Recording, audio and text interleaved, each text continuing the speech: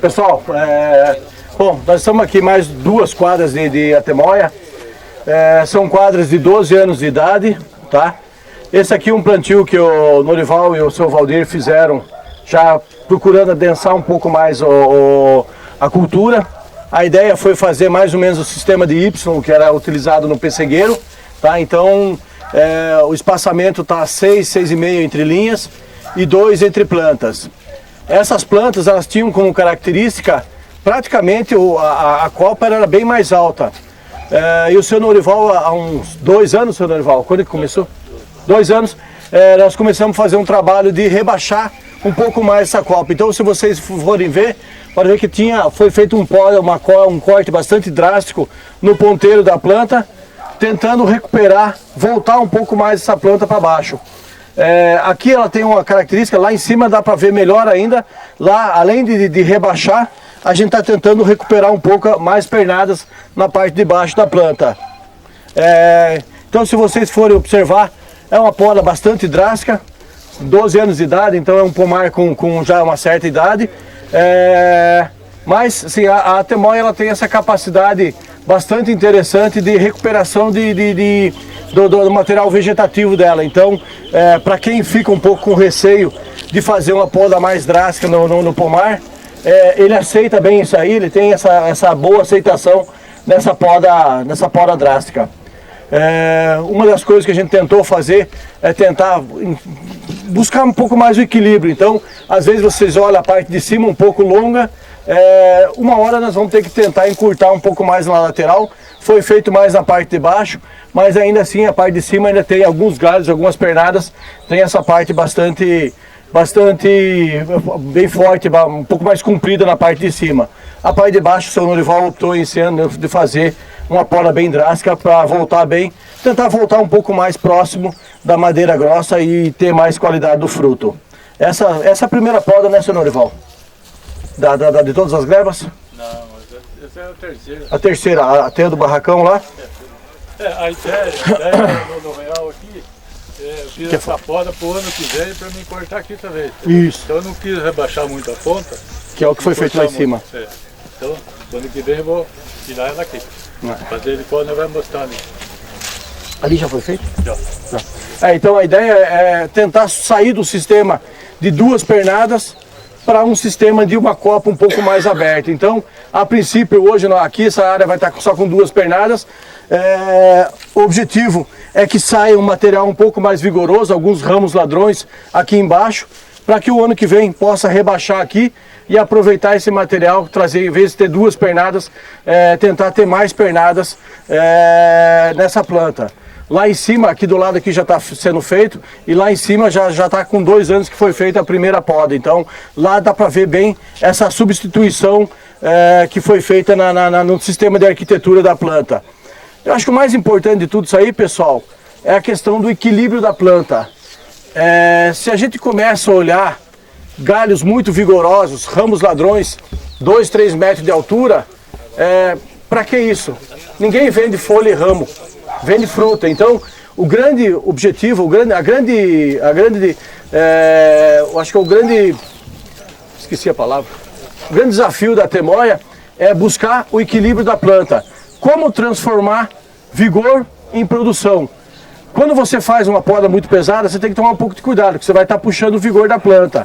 A gente sempre fala, um dos melhores reguladores de crescimento é a produção. Então, eu tenho que tentar transformar tudo isso aí que está vendo aqui do lado, aí, todo esse vigor, tem que tentar fazer em produção. Então, esse manejo de podas, um pouco mais longa, um pouco mais curta, mas é fundamental para que a gente consiga transformar essa questão de vigor em produção, para que você tenha uma planta mais equilibrada.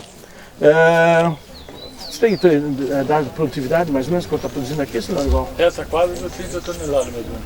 1 hectare. Aqui a produtividade do seu Norival nessa quadra, 30 toneladas por hectare. Então é o que a gente fala, pessoal. Tem produtor aí que está produzindo 10 toneladas por hectare. Você vê que é uma quadra bastante uniforme, apesar de ter algumas falhas ou outras, mas as plantas estão bastante uniformes. Um pomar de 12 anos, então o padrão de muda foi muito bom, resultando em 30 toneladas por hectare. Então apesar de ser uma poda mais precoce, ele conseguiu ter uma boa produtividade. A parte de cima que foi a poda bem tardia, não sei quanto? Essa daqui? É, a última. Que foi podado agora em dezembro. Mais ou menos, quanto que produziu ano passado? Não, ano passado não, porque ano passado estava alta, né? Tá. Ano passado não deu nem 10 toneladas. Então, pessoal, aonde foi feita a poda mais alta o ano passado, a gente rebaixou um pouco mais, ele acabou diminuindo bastante o potencial produtivo. Então, você pode colher uma temoia dessa aqui, 30 toneladas por hectare. Começo da safra normalmente é bom, o meio acaba caindo o preço, 3, 4, 5 reais, né? Só que chega agora, por exemplo, outubro, novembro, você vai para 10 reais, 8, 10 reais o quilo. Então, por mais que você produza 30 toneladas a 3 reais, a 4 reais, você está falando aí de 120 mil reais por hectare. Se você falar lá em cima lá de 10 toneladas por hectare a 10 reais, são 100 mil reais também. Então, é muito menos trabalho, muito menos mão de obra, muito menos caixa de embalagem. Então, tem as suas vantagens. Só que assim, isso aqui para o seu Norival é um mal necessário, não adianta. Ele tem muita área de produção, então a gente tem que fazer esse escalonamento da produção.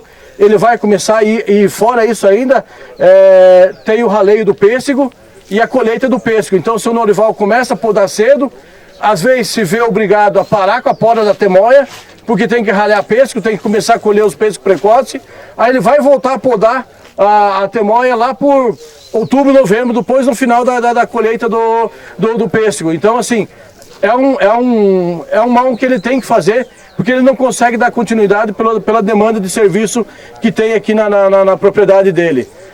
Um dos desafios que a gente tem, também é um paradigma que tem que ser quebrado, a questão da poda de talhão ou poda contínua, né? Talvez daqui um pouco a gente já conversa bastante com o seu Norival, a questão de fazer uma poda contínua.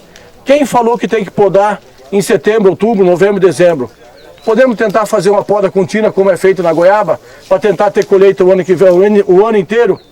É possível. Ramo maduro tem, material para podar tem. Então assim, até quando que pode ser podado? Né? Até que mês pode ser podado? Podemos podar até 15 de abril?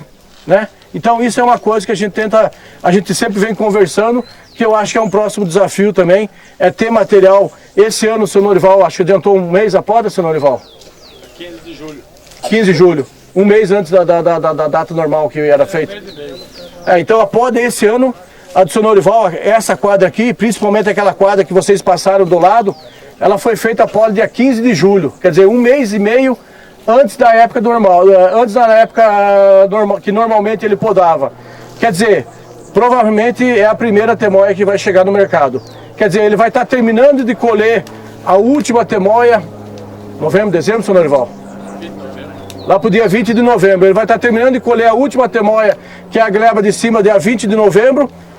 E talvez, fevereiro, março, ele já esteja colhendo a temoia que ele podou, que nós passamos ali do lado. Então, esse é o objetivo, é tentar ter o maior leque possível de entrega de produto para poder a comercialização. Lourenço, todo lugar que a gente foi é meio que padrão as mangueiras. É fértil de irrigação ou mesmo nessa idade tem exigência de irrigação aqui? Tirando essa questão de clima seco ou não? As primeiras podas da temoia, na verdade, quando você tem a florada em momento de baixa umidade relativa, ela sofre um pouco, ela tem um menor pegamento de fruta. A gente, com observações práticas, o que a gente vê? A melhor época de poda, se você for pensar em pegamento de fruta, é a partir de 15, 20 de novembro. Por quê? A florada acontece com o retorno do período chuvoso. Então a condição climática é mais favorável para o pegamento. Quem faz poda cedo tem que estar preparado para isso. Tem que ter a irrigação. É comum você ter o mês de agosto, setembro, choveu semana passada, mas normalmente você tem o mês de agosto, setembro, às vezes até final de outubro, seco. Então você tem que pensar na irrigação. Aqui não vou falar que é fator limitante, mas para a brotação inicial das plantas é muito importante que você tenha a irrigação, principalmente para o desenvolvimento inicial das plantas, mas também para o pegamento das frutas. E pode ser feita a fertirrigação também, né? Vamos falar assim, qual é a vantagem?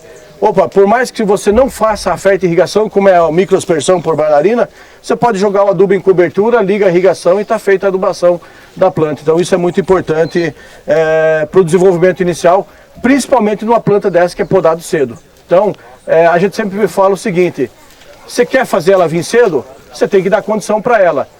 Quer podar cedo? Pode podar, mas você tem que dar água e você tem que dar adubo, então isso é importante. Ah, vou fazer a poda cedo, mas não tenho água, então é melhor não fazer, então é melhor esperar. Tá certo? Temos de pragas e doenças, seu Noival? Tranquilo? Broca, cochonilha. É uma gleba bem tranquila com relação à questão da broca, né? Também não tem, se você for olhar na madeira, praticamente não tem nada de broca. Cochonilha também no fruto, é feito o manejo, né? A cochonilha não tem como. A cochonilha em cima tem pouco. Esse tempo atrás foi feito. Um pouco de cochonilha, isso é comum até. Às vezes, pomares muito fechados, ela tem uma maior incidência, a gente observa uma maior incidência da cochonilha. Mas, assim, a broca, que é outro problema, praticamente não tem nada. E um dos problemas é a famosa antracnose, né? Ou aquela nova antracnose. Então, essa daí, ela tem trazido um pouco mais de dor de cabeça para os produtores, tem que se tomar um pouco mais de cuidado. Então a gente tem terminada a poda aqui, entra com uma pulverização de inseticida e fungicida específico para fazer o controle dessa antracnose e tentar reduzir o potencial de inóculo para a próxima safra. Reduzir a permanência da doença de uma safra para outra. Então, assim que terminar a poda, já é feita uma pulverização de inseticida para controle da broca, também da cochonilha, e uma pulverização com fungicida para reduzir o esporo do fungo para essa próxima safra que está começando agora. O controle da cochonilha, como é que você faz ela? Inseticida, com óleo mineral? Não, felizmente na cultura da temoia nós temos uma ferramenta que é o Aplaude, que está registrado para a cultura, 7 dias de carência, e ele tem tido um bom controle no controle da cochonilha. Qual é o problema da cochonilha na temoia? Alvo. É atingir, normalmente quando você pega a fruta do lado exposto, ela está limpa. Quando você vira do lado contrário, ela está com cochonilha. Então, tem que se atentar bem, velocidade de trabalho, normalmente 4,5 km por hora, porque tudo que você está gerando de ar aqui, quando você pulveriza, o que está aqui do seu lado é fácil de atingir. O problema é aquela fruta que está do outro lado da planta, então ela tem que atravessar a massa de folhas, para atingir a fruta que está do outro lado. Então, se você faz uma pulverização com uma velocidade muito rápida, não dá tempo dele fazer esse deslocamento de ar. Então, você tem que trabalhar com uma velocidade compatível, associado a um volume de cauda compatível, né? E a produtos de boa eficiência. Aí, no caso, é o Aplaude, que é registrado para cultura, junto com o espalhante siliconado, e também o controle biológico, que também pode ser feito com o tricoderma, né? Quando você tem ela ensacada, você faz esse tratamento antes do ensacamento? Para quem ensaca a fruta, você tem que ter a certeza que você está ensacando uma fruta limpa. Porque senão aquele saquinho vira uma estufa para cochonilha. E também, ela também é hermafrodita também, então ela sozinha ela se multiplica. Então aí você tem que fazer um bom controle. Tanto é que alguns produtores, às vezes, o que a gente faz antes do ensacamento?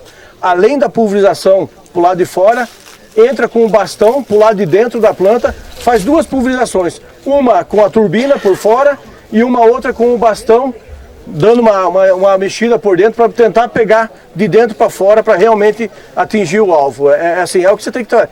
E uma das coisas que você pode reparar também, quando você começa a olhar a cochonilha, essa fase ela não está na planta, ela está no solo. Se você tirar uma tiririca, alguma coisa, uma folha fina, às vezes você vê a cochonilha também na erva daninha. A gente começa a fazer todo esse manejo desde o cedo, né? O resumo da história, não deixe ela infestar a tua fruta para depois querer controlar.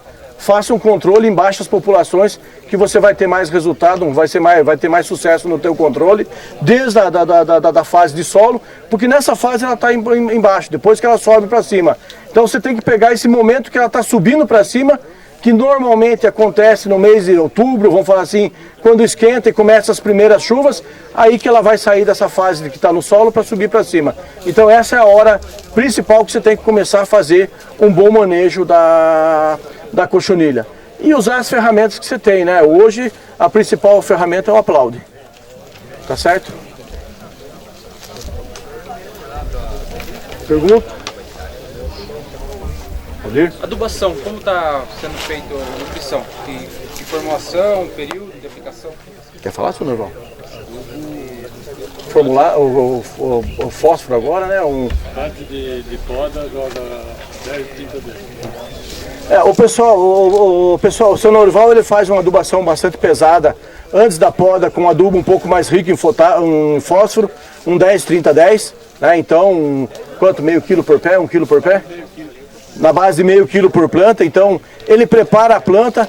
O fósforo, ele é divisão celular, então ele prepara a sua planta antes, então faz uma boa adubação antes da poda, e aí depois da poda, aí se trabalha com adubo nitrogenado, ou assim, eu acho que você tem que tomar um pouco de cuidado. A gente falou bastante hoje na questão de equilíbrio. Se você quer equilíbrio, pelo amor de Deus, não vai jogar 200, 300 kg de ureia por hectare. Você vai dar vigor na planta. Então, assim, tente fazer o máximo possível de manter. O grande desafio nosso, eu comecei a fazer uma tese de mestrado, nós fizemos 8 reguladores de crescimento para tentar segurar o vigor da planta. É a história de sustentar vagabundo. Eu não preciso de um ramo de 2 metros de altura. Eu quero vigor na planta, mas não quero excesso de vigor. Eu quero que esse vigor se transforme em produção. Então, tudo que você puder fazer para tentar manter, buscar o equilíbrio da planta, é perfeito. Então, o que você pode fazer? Um adubo fosfatado desse aí, um 10-30-10, um pouquinho de nitrogênio mais fósforo. Começou a brotação, você pode fazer um MAP purificado, 13% de nitrogênio, 50% de fósforo, talvez até no lugar do 10-30-10. Começou a brotação, um 10-10-10, um 15-15-15. Não dê uma cacetada de nitrogênio, não exagere no nitrogênio. Tente fazer adubações o mais equilibradas possível, para que você não perca, não tenha esse excesso de vigor na planta. O que você vai ganhar com excesso de vigor? Um monte de folha, que vai dificultar o seu controle de pragas, controle de doença. E outra coisa, pessoal, na natureza, na agricultura, a gente sempre fala isso aí. Existem 2 rotas que a gente chama de rota metabólica. Uma, que é o fluxo de seiva, uma para ladrão e outra para fruta. Adivinha qual que é mais priorizada na natureza?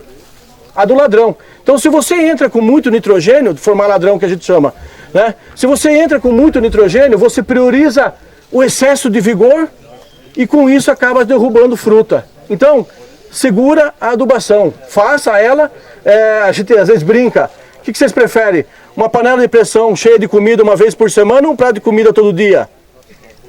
É melhor um prato de comida todo dia. Então, faça adubações nitrogenadas, faça adubações no seu pomar, mas tente fazer um pouquinho essa semana, daqui a 15, 20 dias mais um pouquinho, vá fazendo conforme a necessidade, para que a gente não tenha excesso de vigor. Eu acho que esse é o mais importante, pessoal. Esse é o recado mais importante.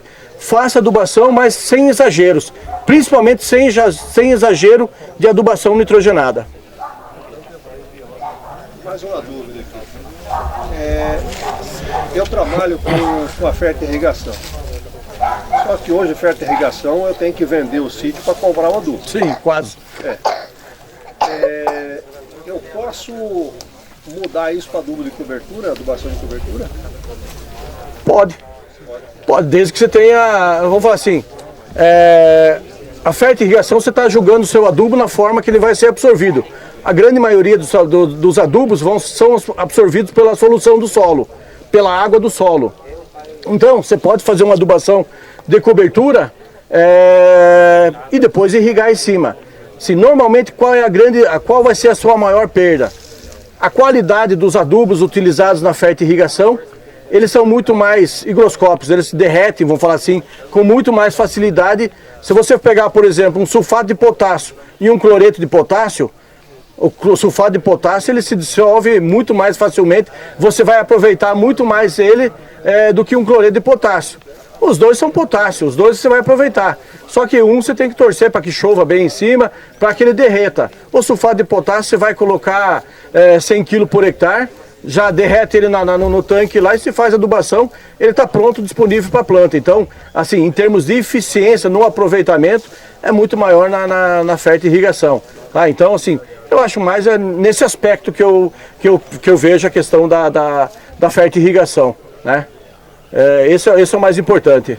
A diferença das férteis e onde é gotejamento e onde é microespessor. Também. Onde é microespessor você pode fazer tanto de uma forma como de outra. Sim, sim.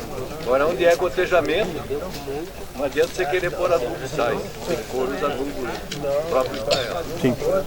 O Donizete lembrou bem, a questão do gotejamento, você sempre está concentrando a adubação naquele lugar. Você tem que tomar cuidado com a salinidade dos adubos, então, que é a concentração dos adubos.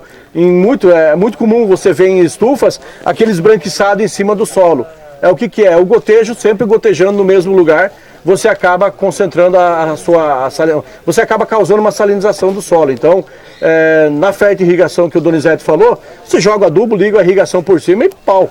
Né? Agora, no gotejo, não, você sempre vai estar jogando. Então, aí você tem que ter um bom sistema de filtragem também. Então, e você tem que ter adubos de primeira. Tá certo? Vou fazer uma adubação orgânica. Eu jogo por cima, eu abro o suco. Que tipo de adubação orgânica? Composto orgânico. O que o senhor está fazendo, senhor Norval? O Visa Fert está fazendo alguma coisa? Não fez nada. Esterco de galinha. Esterco de galinha não deve ser aplicado. Só depois de fermentado. Sim. Mas, por exemplo, lá aqui na minha região tem muito figo e muita goiaba. A gente costuma usar muito orgânico. A gente joga por cima. Joga por cima. Então, aí eu tenho a impressão que eu jogo por cima, aquela palha seca, ela perde o efeito. É que a gente sempre procura jogar depois que brotou bem, É sombreamento. que tem sombreamento, e a gente joga e com a roçadeira costal, joga na projeção da copa mais ou menos, com a roçadeira ecológica roçando e jogando o mato em cima. Nunca abriu no suco. Não. É muito superficial a raiz dela cortar, né, Lourenço? Acho que... Eu acho que você tem que tomar um pouco de cuidado, que todo mundo, vamos falar assim, quando você faz um sulco, você está cortando, o pessoal acha que raiz é tudo a mesma coisa. Não, você tem raiz grossa, raiz média e raiz fina, que é o pelo absorvente. Quando você pega uma raiz grossa, qual é a função dela? Sustentação da planta. Quando você pega uma raiz média, qual é a função? Sustentação e absorção da água. Quando você pega a raiz fina, que é o pelo radicular, é a absorção de nutriente e absorção de água. Só que esse pelo radicular, normalmente ele está nos seus, assim, estudos mostram que eles estão 80 e poucos por cento, 83%, estão nos primeiros 15 centímetros do solo. Você vai cortar ele? Né? Na verdade, o contrário, você tem que tentar criar essa rica camada de matéria orgânica por cima, seja palhada, seja o capim que você roçou, para proteger essa raiz, que é ela que absorve o nutriente. Jogando esse composto, cobrindo, eu não tenho perca nenhuma no produto. Você quer uma receita básica? Joga um aí tudo bem, conforme a análise do solo.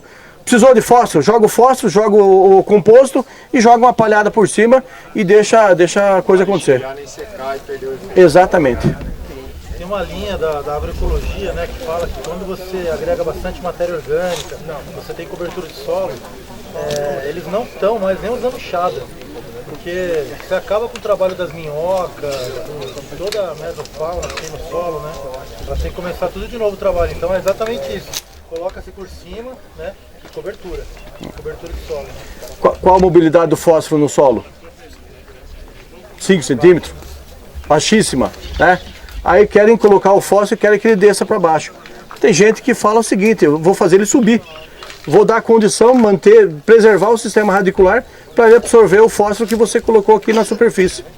Então é mais ou menos por aí. Então é uma linha de pensamento. Tem o pessoal mais antigo que gosta de fazer aquele sulco lá embaixo. Aí você pega nessa distribuição de raiz, você colocou o teu esterco, o fósforo lá, 30, 40 centímetros de profundidade. Quanto que vai ser efetivamente aproveitado isso aí? Muito pouco. Machuca a raiz, você tá abrindo porta de entrada. Você não está nem vendo de onde está chegando, né? Porque sim. Tá de baixo. Assim. Pessoal, pegar de cima agora, seu Norval? Vai subir lá em cima lá então? Só para a parte de cima.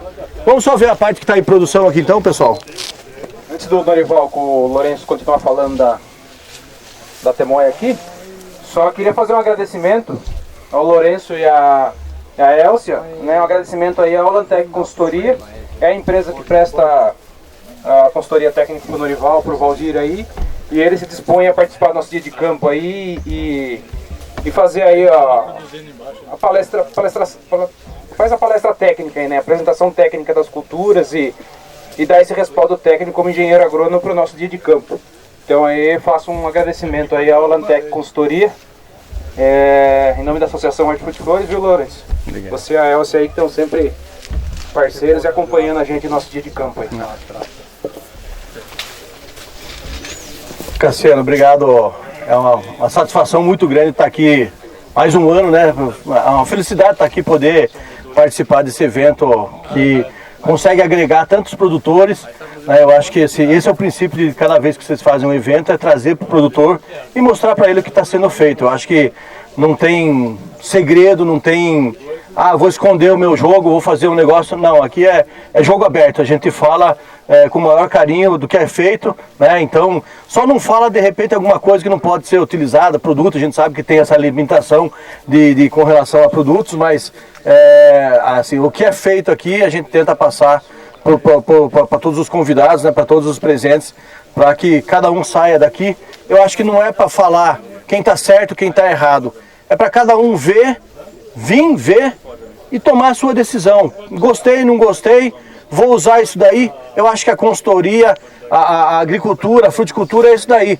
Cada um vê, gosta de alguma coisa, tem uma crítica de outra, mas cada um tira a sua conclusão e pode adotar na sua propriedade, sim ou não, tá certo? Então, eu acho que esse é o principal objetivo do dia de campo e eu acho que a gente que tem que agradecer a oportunidade de estar aqui e parabenizar a associação pela iniciativa e por tudo isso aí, né? Mas não é o fechamento não. Pessoal, aqui o que o seu Norival estava falando lá embaixo de voltar para baixo, vocês vão poder ver com muita clareza aqui o trabalho que foi feito. Essa poda foi feita o rebaixamento ano passado e aí vocês já estão vendo o resultado do rebaixamento. Então a ideia é abrir essa copa, em vez de ter só 2 pernadas, a ideia é você aproveitar esses ramos laterais e tentar ter uma copa um pouco mais aberta. Resumindo numa palavra, equilíbrio. O que a gente busca com isso é o equilíbrio dessa planta. Se a gente for ver, tem alguma coisa ainda vigorosa, mas tem muito material bom para fazer poda de produção esse ano. Então esse é o maior objetivo de fazer esse trabalho. É ter material de qualidade, material que possa ser bem podado, para que você continue a não ter o excesso de vigor, não ter o excesso de brotação, mas ter material que possa ser bem podado e que possa trazer uma boa produção, né? Então é uma planta, seu Norival, quanto tinha essa planta aqui? 3, 4 metros de altura? Inicialmente? Ela encontrava aqui, pra vocês terem uma ideia, essa planta encontrava aqui no meio, tá? E olha do jeito que ela está hoje. Perdemos? Não, ganhamos. A gente conseguiu com isso daí voltar para trás, ter fruto de qualidade, né? E conseguimos abrir essa copa. A questão da antracnose é um problema sério que os senhores produtores de Atemoia têm que tomar um pouco de cuidado. Pomar muito fechado tem maior incidência dessa nova antracnose, então vocês têm que tomar um pouco de cuidado. Cochonilha é favorecida pomar muito fechado. A broca é favorecida por pomar muito fechado, então tem uma série de vantagens em poder fazer esse trabalho de abertura, tentar mudar um pouco esse sistema de 2 pernadas que era anteriormente para uma taça um pouco mais aberta. Esse é o objetivo principal, abrir um pouco mais essa planta e buscar o equilíbrio dela para que a gente tenha sempre bom material que possa fazer a poda sempre, toda hora que for fazer, toda vez que for fazer a poda, você vai ter material de qualidade para fazer uma boa poda. Acho que esse é o principal objetivo. Perdão, para quem for iniciar agora um pomar de Atemoia, por exemplo, vocês recomendam começar com o quê? 4, 6 pernas já? Na verdade, é uma pena que a gente não dá tempo para ir a gente ver no outro pomar. Seu Norival fez uma condução lá, tem planta que tem 3 pernadas, tem planta que tem 7, 8 pernadas. É o seguinte, tem um galho lateral, te serve, dá para você ocupar um espaço, mantenha ele. Então, tem planta com 7 pernadas. Saiu um ladrãozão no começo, o que a gente fazia no começo? Podava com 50 centímetros, saía aqueles brotos, escolhia 2, bem vigoroso. Hoje a gente não escolhe mais, deixa todos eles que brotem. Ela vai crescer, alguns vão crescer espigado, reto para cima, outros vão crescer um pouco mais chorado, deixa eles todos. Deixa a planta se organizar com relação à sua arquitetura. Na hora que você finalizar o primeiro ano, aí você vai tirar o que não te interessa, abrir o meio um pouco, os que... Não, você não precisa nem amarrar. Essa é a grande vantagem, né, seu Norival? Você não precisa amarrar, porque você deixou uma quantidade grande de ramos que elas vão se colocando e vão se posicionando. Quando finalizou o primeiro ano, normalmente você faz o plantio em agosto, em novembro, dezembro. Quando chega na poda de agosto, setembro, você vai olhar lá, putz, esse ramo está em pé no meio, não me interessa, corta fora, esse cresceu para cá, esse para cá, esse para cá, esse para cá. Você distribui ao redor daquela planta e aproveita eles, né? Então, assim, o seu Norival fez isso lá no outro pomar. Fantástico, lindo, lindo. É um pomar muito bonito, com um potencial produtivo muito grande. Então, antigamente, realmente, a gente deixava 2, 4 pernadas. Hoje não, a gente deixa a planta, deixa ela que se manifeste, ela que cresça do jeito que ela quer. Depois você acerta ela. A gente sempre fica muito preocupado, eu só tenho que deixar 2 pernadas, porque se eu deixar mais, ele vai roubar a energia da outra. Não, todas elas ali estão se somando. Deixa elas que cresçam e depois você acerta ela. Mais ou menos isso, Fernando. Não cortar a ponta. Pode você deixar ela, não cortar a ponta. Não cortar. Se você cortar a ponta, mais a pica ela fica. Então você deixa a ponta que com a própria peso dela ela vai caindo. Legal. E aqui o senhor vai começar a colher quando? Daqui a quanto tempo? Daí já deu uma catada, já deu uma colhida. Já deu a primeira catada também.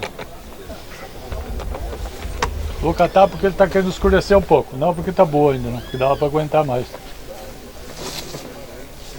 Você não perde valor comercial? Esse é o segundo ano, né? Esse rebaixamento, esse é o primeiro ano? Primeiro ano. Lá em cima tem o segundo ano, tá certo. E aí, como você vai fazer para trás? Vai deixar, Teio. Opa, te interessa esse aqui? Esse aqui me interessou? Beleza, eu vou deixar, né? Alguns lugares, Teio, a poda, esse galho aqui me interessou, a minha poda, pronto. Esse aqui vai virar um lateral. Em vez, esse aqui eu quero para produção, esse aqui me serve como lateral, eu vou deixar ele. Deixa ele inteiro, tiro só a folha e pronto. Esse aqui, vamos falar assim, se ele tivesse um pouquinho maior, tira ele aqui, vou deixar ele como lateral. Se ele não me serve, produção, aí você faz a poda de produção nele. Ele não vai chegar aqui? Não, nós não queremos mais isso.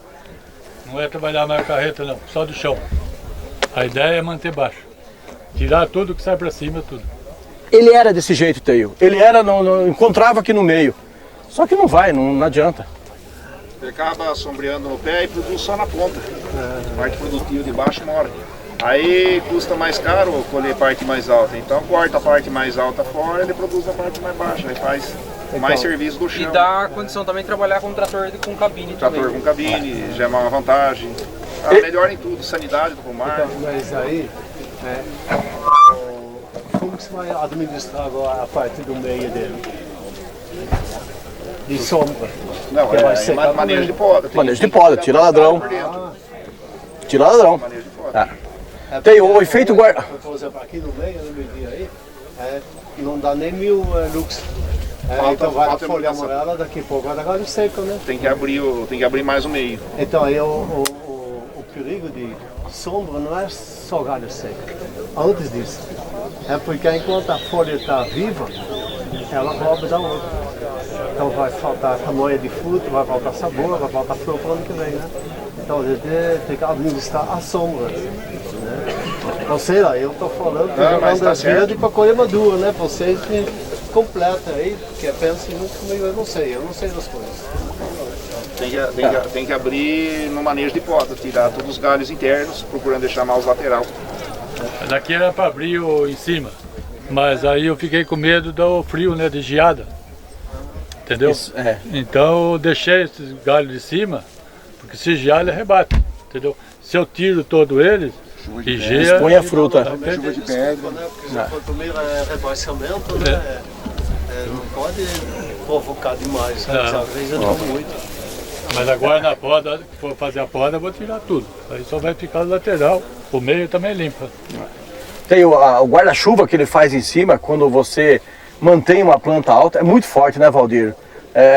a quantidade, você não consegue ver produção nenhuma embaixo, aí você vai ver, tá tudo produção lá em cima lá, então é carreta, é um manejo muito complicado, então essa foi a opção de tentar baixar um pouco mais, de baixar bem, um pouco não, baixar bem esse pomar. Então, esses são erros do passado, né? Quer dizer, não administramos. Nós estamos aqui para fazer o que a gente quer, não que a planta quer, né? É o que a gente falou de manhã, Teio. Na verdade, a gente está crescendo junto com a cultura. Então, algumas coisas que eram feitas, hoje a gente já repensa e já estamos mudando já esse manejo já. Mas o Tacanoli fazia aberto, né? Até com 2 andares. O Tacanoli é 2 pernadas na linha. Aí ele puxava alguns laterais de lado aqui. O Tacanoli fazia 2 pernadas na linha e fazia o túnel no meio. Sim. Daí saiu várias pernadas. Aí depois passou para 4 pernadas e agora está desse jeito aqui. Depois ele testou também 2 andares. Ele fazia, saía com 2 pernadas de cima um pouquinho sim. maior para fazer. Bom, eu não sei, né? O compromisso que a gente tem é a sua terra. Na verdade, essa é uma outra grande discussão. O que escurece? A gente sempre atribui o frio, ao escurecimento, ao frio. Primeiro a gente atribuiu o escurecimento ao vento frio. Aí depois a gente viu que algumas frutas que estavam verdes, mesmo expostas ao vento frio, não escureciam. Aí a gente somou ao vento frio carboidrato, concentração de açúcares, né?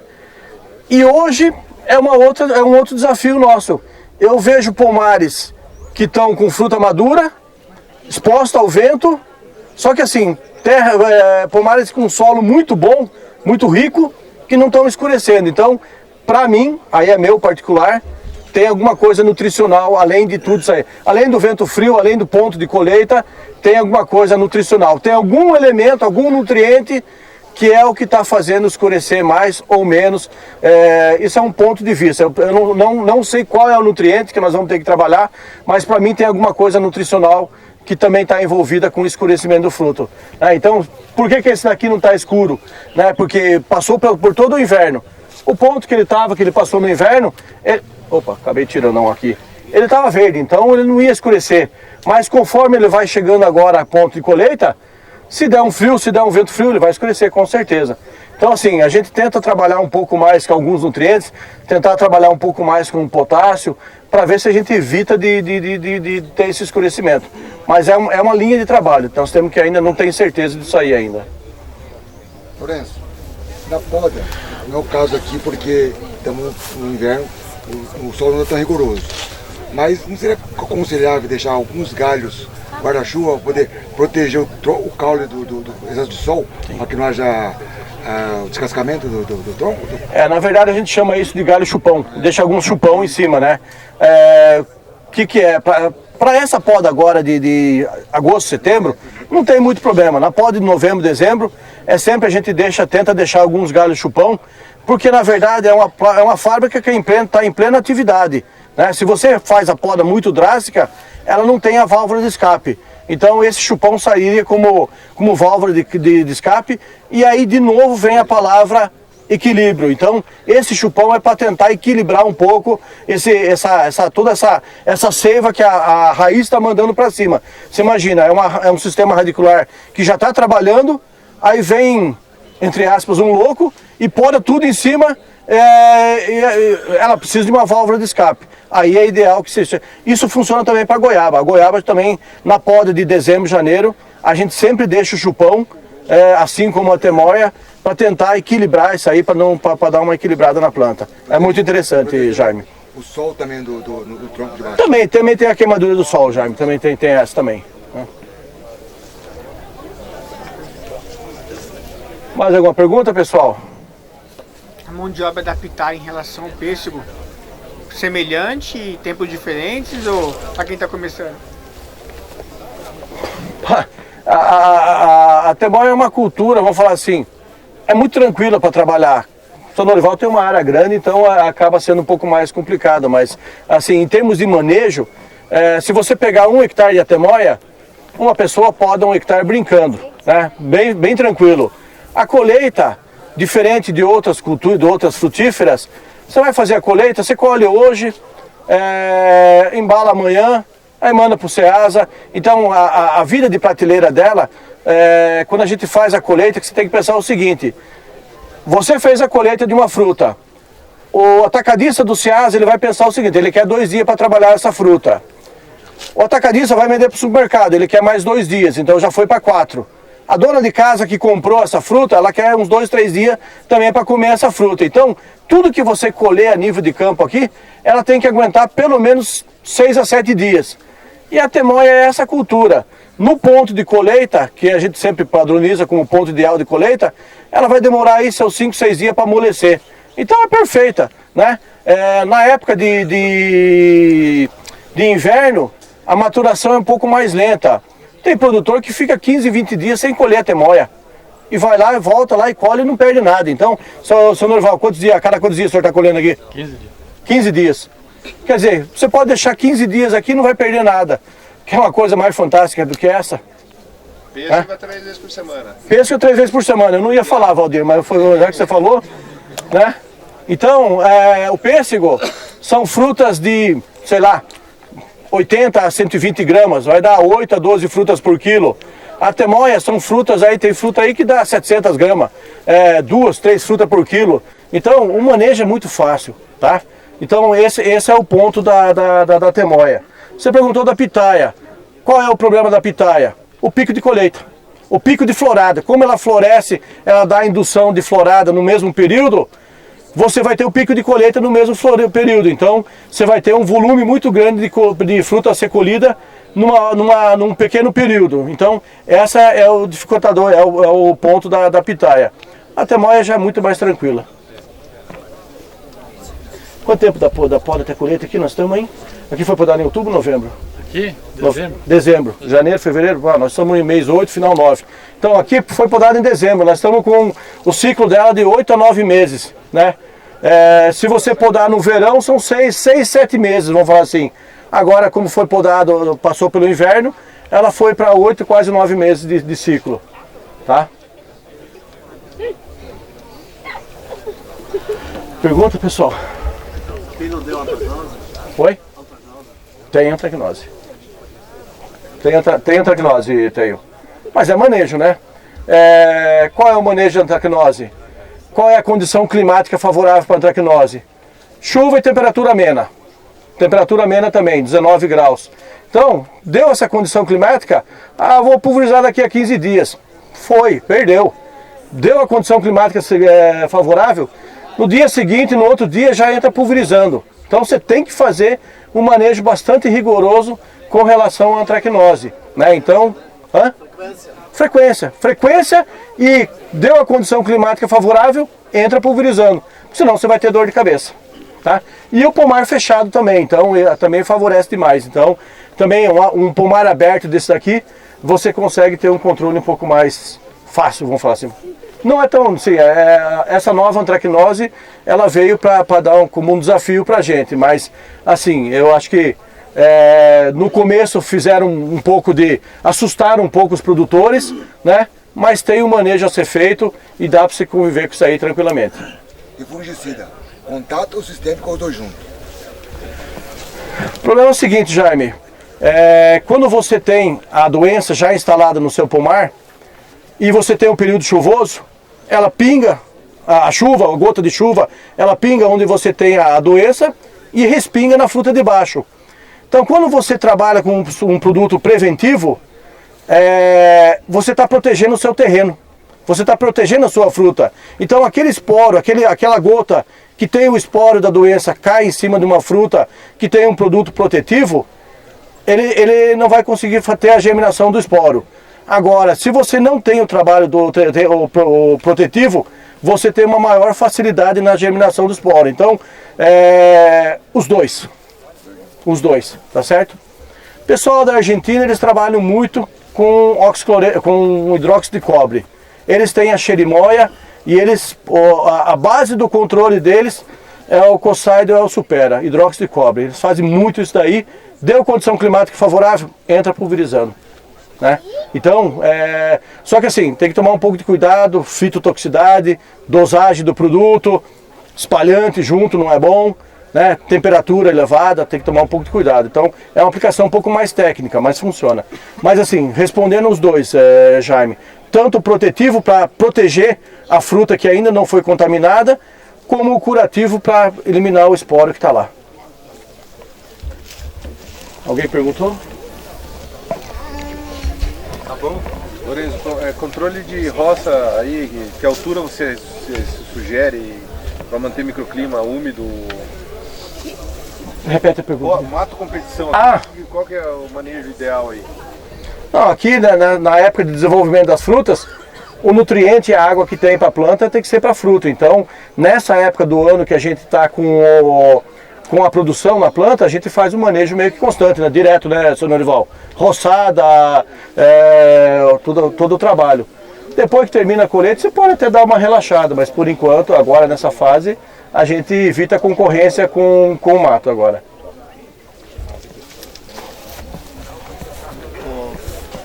Alô? Acho que sim. Padre. Então, eu queria aproveitar de comentar um negócio lá que está para acontecer, não aconteceu ainda, vamos para um problema de desencontro, né? Porque esse negócio lá da antracnose, né? É para trazer o pessoal para cá, de ter um trabalho de caçador de esporas. Bom, permita que eu fale alguma coisa, mas eu estou dando com uma mão para pegar com duas de volta. A gente está tentando trazer a técnica de coletor de esporas. Então na soja já usa, no algodão já usa, na fruta não. Onde usa, é lá em Petrolina. Usa para uva, usa para manga, usa para banana, usa para tudo que tem. Então você está monitorando as esporas que tem no ambiente. Então essa tecnologia tem lá em Petrolina, a gente não tem ainda. Então até certo ponto é vergonha. Porque você não tem medo daquilo que você não conhece? Eu tenho. Né? Então daí é a única ferramenta que você tem para saber alguma coisa. Não é a única. Tem o posto meteorológico, né? Que dá umas indicações se o clima é bom para espora ou não. Agora, para você pegar o bichinho na coleira para ver se está ou não está, isso não tem, a não ser o coletor de esporas. Então, quando vocês... Posso falar mais desse negócio, eu vou tomar tempo de todo mundo. Mas o dia que vocês escutam alguma coisa de uma reunião, uma coisa, apresentação dessa aí, você está sabendo que temos essa técnica para ser introduzida na fruticultura.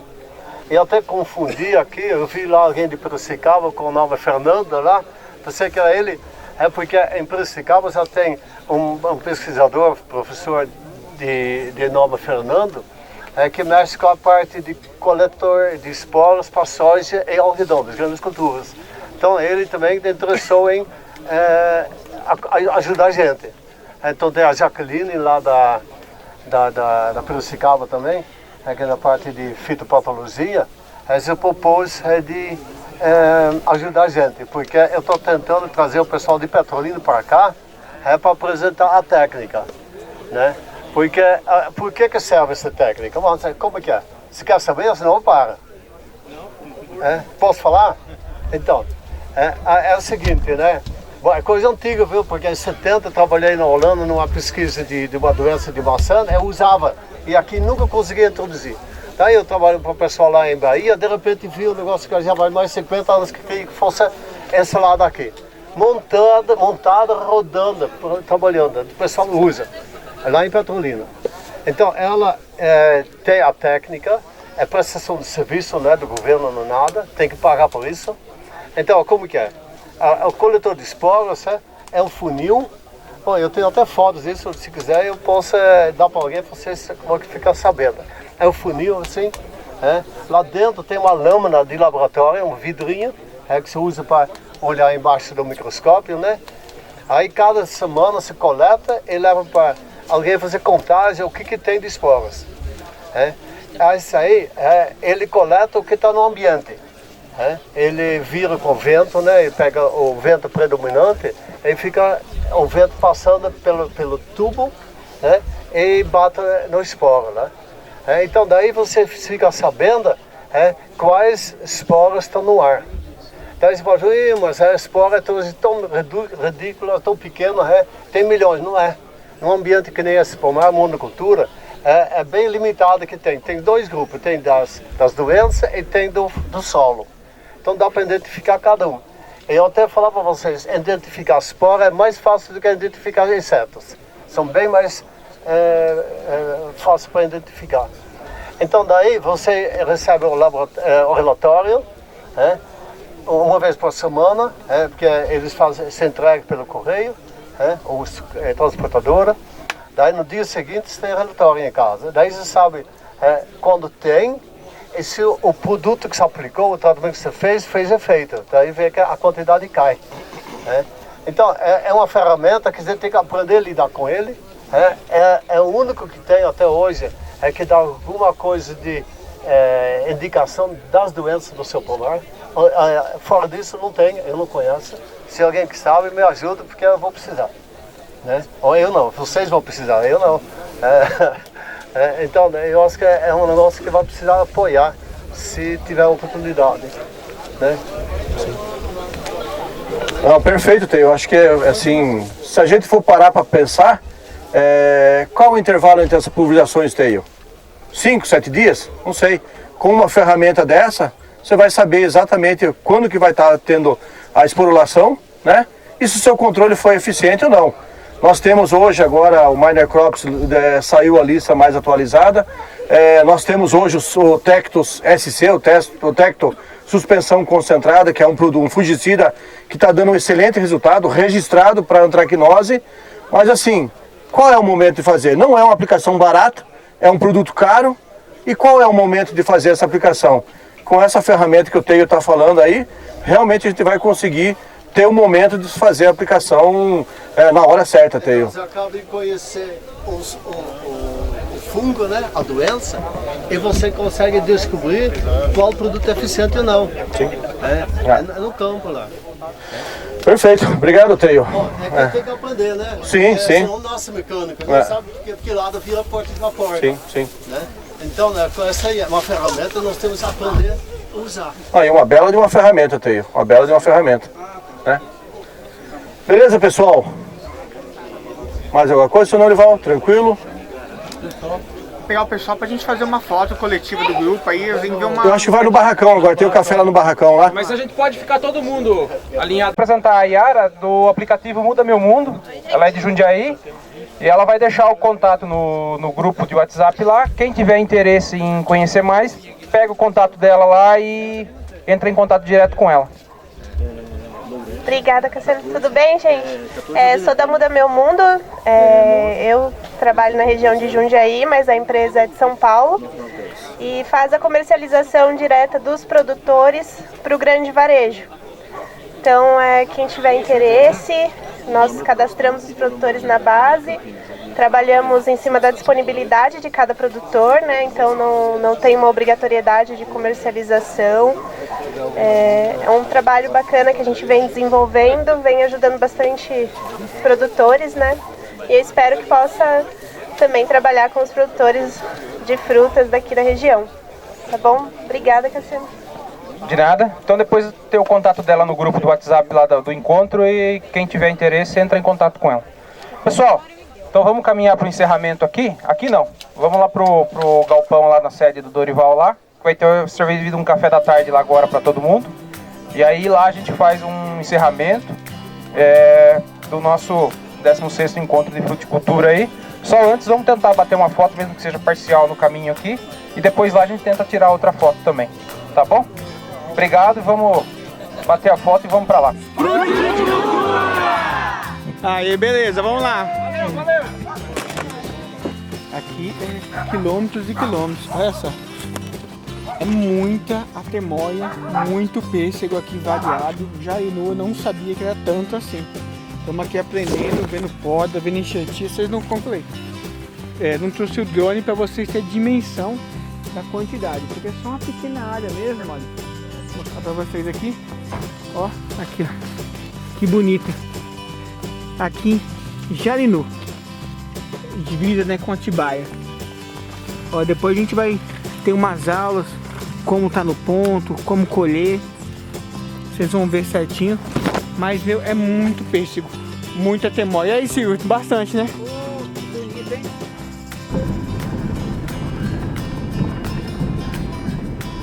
E é isso aí, a gente aqui olhando as áreas, olha, pêssego, olha a frota de carro lá do curso, olha a quantidade, aqui, fim de tarde, e aqui, novo, né, tudo recém-enxertado, uma área nova, e a gente volta para as megas áreas em produção. Então olha, a gente pegou hoje pêssego, a temoia, pegou também a parte de pitaia, tem aqui uma partezinha de mamão, mas a gente não pegou, e lixia.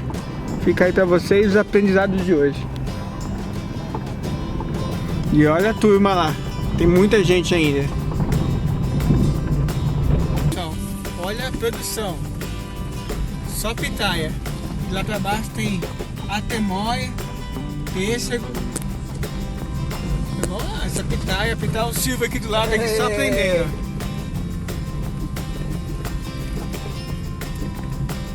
Ó, passou pitaia, agora vem os pêssegos, ó.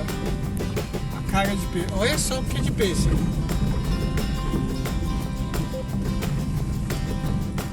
Olha só. Pêssego, atemóia e pitaia. A aula do dia. Condução, olha. Aqui é do sistema mais antigo, né? 4 pernadas. 4 pernadas, a gente está aprendendo com 2. Chegamos no local do curso, ó, dia de campo hoje, olha o tanto de carro. Vambora. Ao longo da vida, você está mantendo o seu corpinho saudável. Mas aqui, olha, você falou do caldo. Ai, gente, aqui. Ah, foi a romaria ali. Vai se curtir? É, essa linha aqui foi a primeira linha de paredão que o Valdir plantou para fazer teste, entendeu? Ele plantou de 4,5 metros, acho que de planta, 4 a 4,5. Agora já reduziu para 3, entendeu? Aqui, só fazer uma pergunta, tá sendo padrão esse sistema aí, no caso? Paredão frutal? É. Tá começando a ser. Os produtores estão os pomares novos estão plantando nesse sistema. Que interessante. Facilita a mecanização, diminui mão de obra. O pessoal do IAC andou fazendo monitoramento.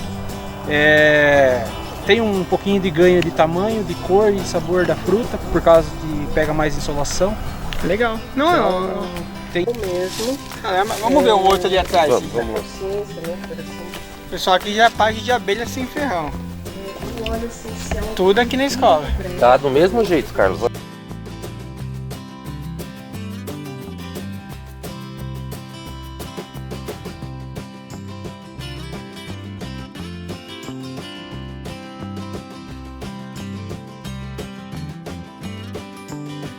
Destilo açafrão no meu equipamento, mas eu destilo em 4 horas, porque é o meu limite da água de caldeira aqui, né? Mas se não, é isso, são dias destilando. O que acontece? Eu não tenho, não vou ter uma grande quantidade e não gerânio que a gente tirou lá embaixo, da malva cheirosa. Vamos lá, professora, voltamos aí do almoço. Voltamos do almoço. Agora finalizando, né?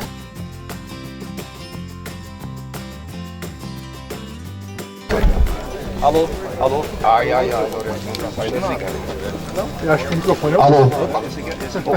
Bom dia, pessoal. Em nome do Valdir, agradecer a presença de todos que estão aqui. Alô? É bom já o com fio, hein? Pessoal, pequenininho,